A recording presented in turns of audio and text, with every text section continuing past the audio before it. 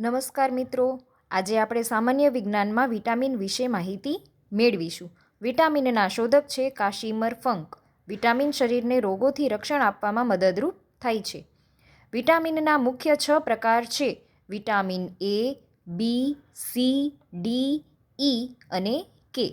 વિટામિનને દ્રાવ્યતાના આધારે 2 ભાગમાં વહેંચવામાં આવે છે: જલદ્રાવ્ય વિટામિન કે જેમાં બી અને સી આવે છે, અને બીજું છે ચરબી દ્રાવ્ય વિટામિન કે જેમાં વિટામિન કે, vitamin E, vitamin D, vitamin A આવે છે, જેને શોર્ટમાં આપણે યાદ રાખવા માટે કેડા કહીએ છીએ. ચરબી દ્રાવ્ય વિટામિન માટે આ શોર્ટ ફોર્મ છે કેડા, KEDA. સામાન્ય રીતે વિટામિન ડી અને કેનું નિર્માણ માનવ શરીરમાં જ થાય છે.